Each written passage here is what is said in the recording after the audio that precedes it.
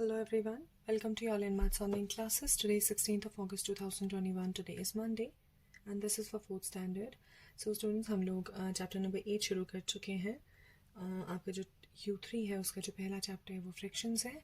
तो हम लोगों ने प्रीवियस क्लास में आपको थोड़ा समझाने की कोशिश की थी और होल एंड फ्रिक्शंस हमने थोड़ा सा किया था.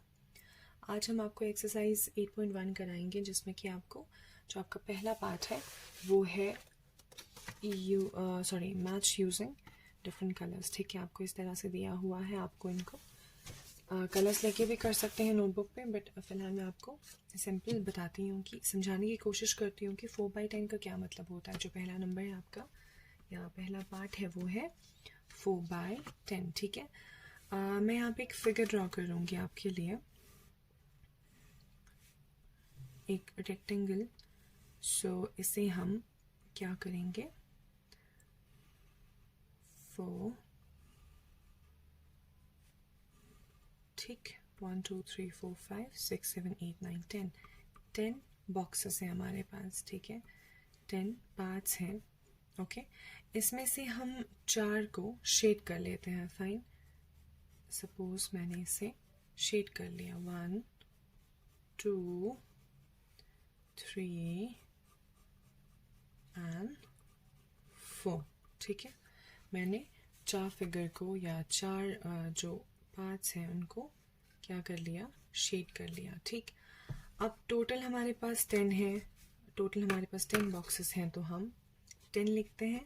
फाइन, और जो 4 है वो शेडेड है तो हम क्या करेंगे, उसे न्यूमरेटर में लिख देंगे. यानी 4/10 का मतलब ये होता है. ठीक, अब इस 4/10 को हम क्या करेंगे, देखेंगे कि इसमें जो स्टेटमेंट यहाँ लिखा हुआ है 2 out of 3 equal parts, 4 out of 10 equal parts, 3 out of 4 equal parts, इसमें से कौन सा हमारा इससे मैच करता है. ठीक है, 4/10 जो है वो 4 out of 10 इक्वल पार्ट्स है. यानी 10 इक्वल पार्ट्स हैं, इसमें से 4 जो है वो शेडेड है तो 4 out of 10 इक्वल पार्ट्स इसको हम कहेंगे. ओके, और इसको हम 4/10 भी कहेंगे. ये भी मैंने आपको समझाया था किस तरह से हम क्यों लिखते हैं इसको या कैसे हमें पता चलता है कि 4/10 कहते हैं. यानी 4 हमारे पास शेडेड पार्ट्स हैं और 10 यानी 10 हमारे पास क्या है, इक्वल पार्ट्स हैं या इक्वली हमने कुछ बॉक्सेस लिए हैं. फाइन, 10 हमारे पास बॉक्सेस हैं और 4 उसमें से शेडेड है. फाइन, इसी तरह से हमारे पास जो सेकेंड नंबर है वो लिया हुआ है इन लोगों ने 1/4. और 1/4 को हम क्या कहेंगे, 1 out of 4 इक्वल पार्ट्स. ठीक है, यानी एक बॉक्स है या एक सर्कल है जो कि 4 पार्ट्स में इक्वली डिवाइडेड है जिसमें कि एक शेडेड है. फाइन, एक शेडेड है तो टोटल हमारे पास 4 है. ठीक, और 1 जो है वो शेडेड है तो हम उसे 1/4 लिखते हैं. ठीक, तो 1 out of 4 इक्वल पार्ट्स हम इसे कहेंगे. फाइन, और ये जो है 1/4 या 1/4 हम इसको कहेंगे. ओके, ये था हमारा दूसरा. अब थर्ड वाला जो है वो है 2/3. ठीक है, इसी तरह से सपोज एक सर्कल है जिसे कि हमने 3 इक्वल पार्ट्स में डिवाइड करा हुआ है. इसमें से 2 पार्ट्स शेडेड हैं. ठीक, टोटल 3 है हमारे पास और 2 इक्वल पार्ट्स शेडेड हैं तो हम इसको क्या कहेंगे, 2 out of 3 इक्वल पार्ट्स, और इसे हम क्या कहते हैं, 2/3. फाइन, इसी तरह से आपका जो फोर्थ वाला है वो है 3/8. आपके पास एक फिगर है जो कि 8 में डिवाइडेड है. ठीक है, 8 इक्वल पार्ट्स में डिवाइडेड है. इसमें से 3 शेडेड हैं, 3 शेडेड हैं तो हम इसको क्या कहेंगे, 3/8. ठीक है, इसी तरह से 3/4 है और इस 3/8 को हम क्या कहेंगे,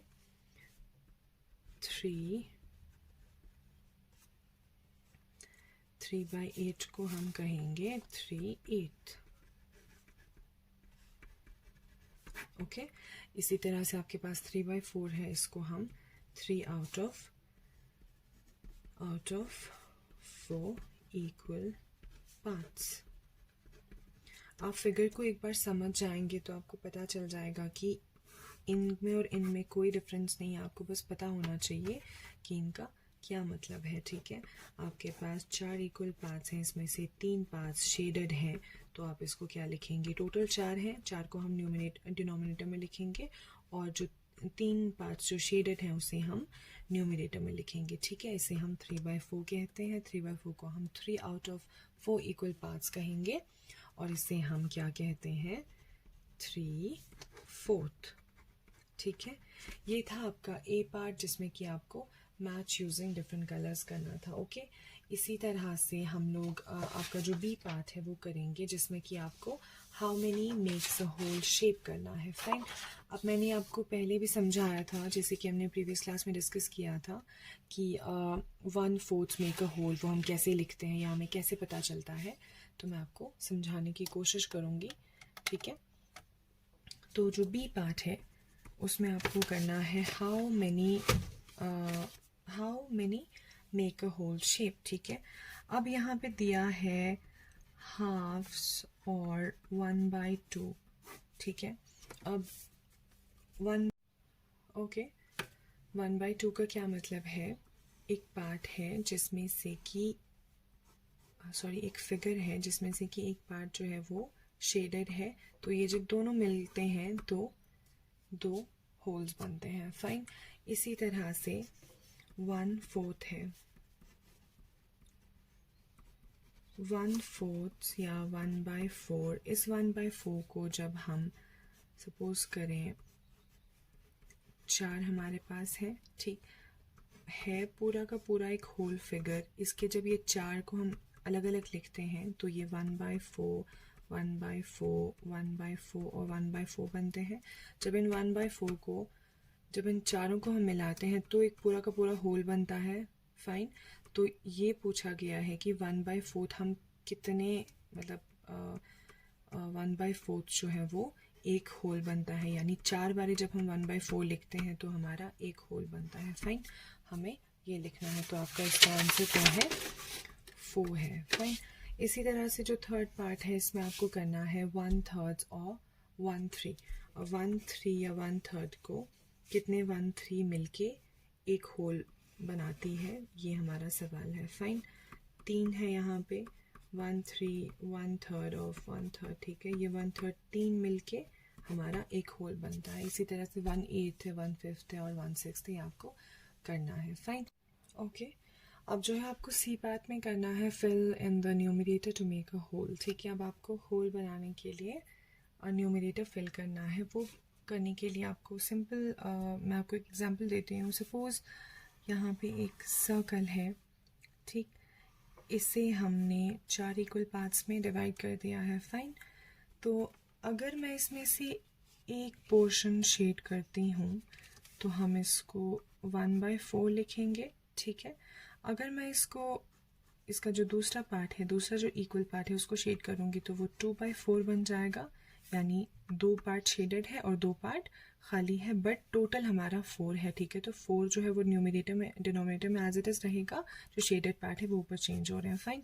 इसी तरह से अगर मैं ये तीसरे वाले पार्ट को शेड करती हूँ तो वो 3/4 बन जाएगा, फाइन। इसी तरह से मैं अगर फोर्थ पार्ट को शेड करूँगी तो वो 4/4 बन जाएगा। 4/4 का मतलब है, यानी कि मैं पूरे इस होल जो फिगर को, होल पिक्चर को मैं शेड कर रही हूँ, तो ये 4/4, और इस 4/4 को हम फर्दर डिवाइड करेंगे तो आपका 1 बचेगा। दैट मीन्स आपको होल बनाने के लिए आपका जो डिनोमिनेटर और जो न्यूमरेटर है वो दोनों सेम होना चाहिए, यानी 2/2 जब होगा तभी आपका होल बनेगा, यानी आप पूरे के पूरे फिगर को शेड कर रहे हो, ओके। इसी तरह से एक और एग्जांपल देती हूँ मैं। सपोज़ एक स्क्वायर है, इस स्क्वायर में आपको 2 इक्वल पार्ट्स में करना है। जब मैं इसे शेड करूँगी, यानी एक इक्वल पार्ट को शेड करूँगी तो ये 1/2 होगा। 1/2 क्यों होगा, क्योंकि हमारे पास 2 इक्वल पार्ट्स हैं, यहाँ पे 2 पार्ट्स की बात हो रही है और एक को मैंने शेड कर दिया, ये 1/2 बनेगा। जब हम इस दूसरे वाले पार्ट को शेड करेंगे तो ये 2/2 बनेगा, और 2/2 का क्या मतलब है, होल, यानी मैंने इस पूरे होल पिक्चर को, होल फिगर को मैंने क्या कर दिया, शेड कर दिया, तो 2/2 इक्वल्स टू 1। तो जब भी हमें होल बनाना हो, न्यूमरेटर फिल करना हो या डिनोमिनेटर फिल करना हो, तो हमारा जो डिनोमिनेटर और न्यूमरेटर दोनों सेम होना चाहिए। सपोज़ यहाँ पे हमारे पास है 10 और यहाँ पे खाली दिया हुआ है, तो हम यहाँ पे 10 लिखेंगे, क्योंकि हमें पता है होल बनाने के लिए हमारा न्यूमरेटर और डिनोमिनेटर दोनों सेम होना चाहिए। सी पार्ट में आपको न्यूमरेटर फिल करना है और डी पार्ट में आपको डिनोमिनेटर फिल करना है। उसमें भी आपको यही है 9 अपॉन ऐसे खाली बॉक्स दिया हुआ है, तो आप यहाँ पे 9 लिखोगे ताकि आपका होल बने। फाइन, तो ये था आपका सी और डी पार्ट। और इसी के साथ आपका जो 8.1 है वो ख़त्म हो जाता है। फिर हम इंशाल्लाह नेक्स्ट क्लास में इक्विवेलेंट फ्रैक्शंस करेंगे, जो कि आपको 8.2 में करना है। फाइन, तो इतना ही रखते हैं आज की क्लास में। Till then take care of yourselves. अल्लाह हाफ़िज़।